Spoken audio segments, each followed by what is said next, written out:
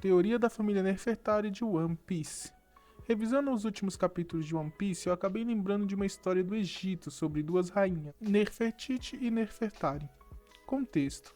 Bom, partiremos do início. Até poucos capítulos atrás, imaginávamos que a família Nefertari de One Piece era apenas uma família dos 20 reinos que lutaram contra o reino antigo e que havia recusado sua posição em Mary Joyce. Mas fatos expostos recentemente nos mostrou que, na verdade, eles também são Di, ou seja, o nome verdadeiro de Vivi, princesa de Alabasta, é Nefertari de Vivi. Nos é contado também que Nefertari de Lili, ancestral de Vivi, aparentemente devido a um erro, que eu acho que não foi um erro coisa nenhuma, foi responsável por espalhar os poneglyphs ao redor do mundo. Isso nos é revelado pelo Imu-sama, aquele que governa o mundo nas sombras, que aparentemente viveu no século perdido e permanece vivo até os dias atuais de One Piece. Ele aparentemente está desconfiado se foi realmente um erro. A partir disso parte minha teoria. Segundo ela, não foi um erro, e sim uma redenção de Lili após ser responsável pela queda do reino antigo. Estou me baseando nessa teoria nas rainhas egípcias Nefertiti e Nefertari, como disse no início. Bom, vamos falar um pouquinho da história das rainhas de cada uma.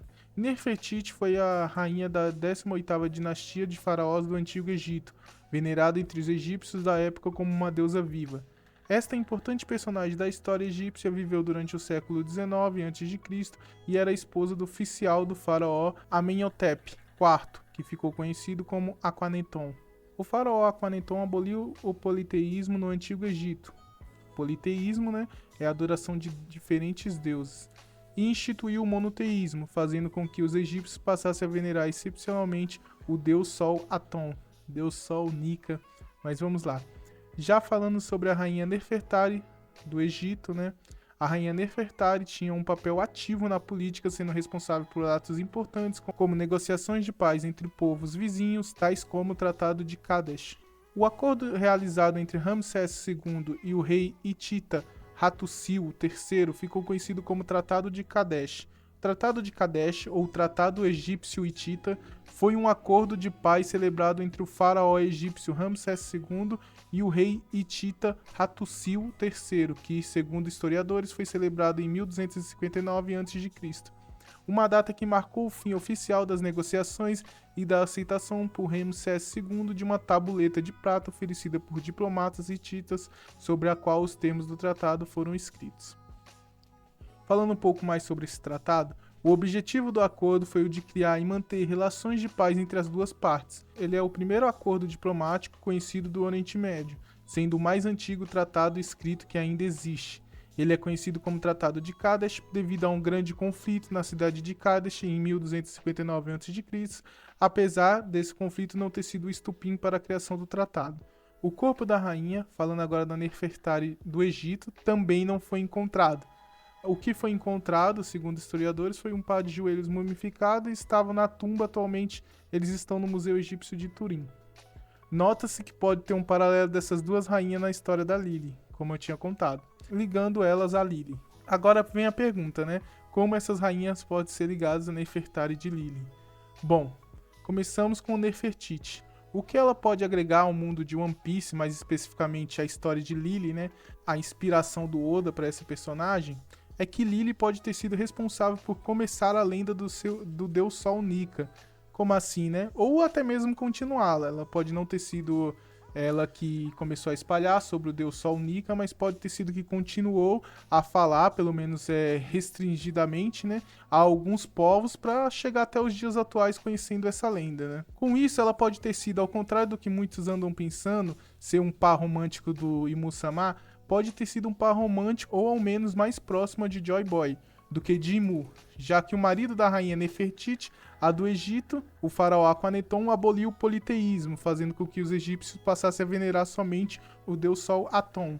Então, pode ser que haja um paralelo, mas essa parte é um pouco fraca da teoria, só mesmo achismo, aqui, só tentando fazer uma ligação, que provavelmente o Joy Boy era o usuário da Hito no Mi modelo Nika, e que por ela ser a fruta do deus Sol, o Nika, pode ter essa ligação mais pessoal com Lili, já que Na história do mundo real, Lili foi a esposa do faraó Akhenaton, que aboliu o politeísmo e criou o monoteísmo no Egito, adorando somente o deus Sol Aton. Mas enfim, como eu disse, o faraó Akhenaton ele aboliu o politeísmo, e Lili, sendo possivelmente inspirada nessa personagem, pode ter trazido para o mundo de One Piece, pelo menos, essa admiração dela pelo Joy Boy, ao menos. Além das ligações que eu tinha falado anteriormente, pode ser uma referência que o Oda trouxe para a obra dele, para dizer que, na verdade, Lili admirava o Nika, né? O Joy Boy da época. E possivelmente essa admiração fez com que ela espalhasse posteriormente a queda do Reino Antigo, a lenda do Deus da Libertação. Mas enfim, a Nefertiti era considerada uma deusa viva pelos egípcios, trazendo mais semelhanças a ela e a Lili, que até onde sabemos era membro de uma das 20 famílias que se autoproclamariam deuses e viveriam em Mary Joyce, mas talvez ela não tenha chegado a essa parte de se auto-intitular deusa, porque ela não foi morar, né, nenhum membro da família Nefertari foi morar na Terra dos Deuses.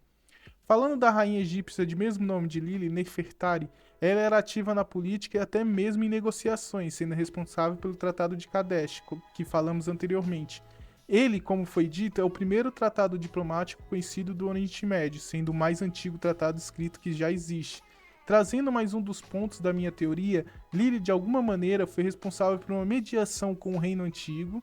Ela pode ter sido designada por alguém dos 20 reinos, provavelmente por Imu Neurona, né, que é o Imu-sama, a fazer um acordo de trégua com o Reino Antigo, e ela provavelmente quisesse fazer esse acordo, afinal esse possível acordo poderia acabar com a guerra que durava sei lá quantos anos, né, que provavelmente não foi uma guerra de um ano só, né, provavelmente foi um longo período, como a guerra do Peloponeso, né, a guerra Ateno-Esparta, né, durou mais de um século, se eu não me engano.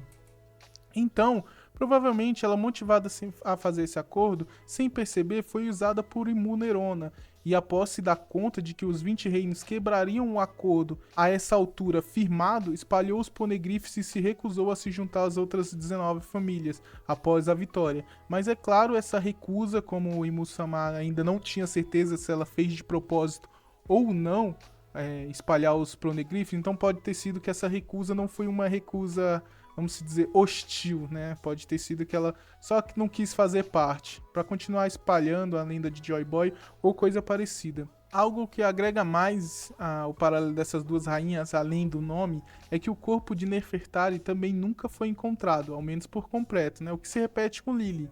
Pelo que me parece, né, pelo que foi parecido no mangá, nem mesmo Imu-sama saberia o que aconteceu, o que houve com Lili. Ou talvez ele tenha sido o responsável por ter dado cabo dela e só ainda não temos informações.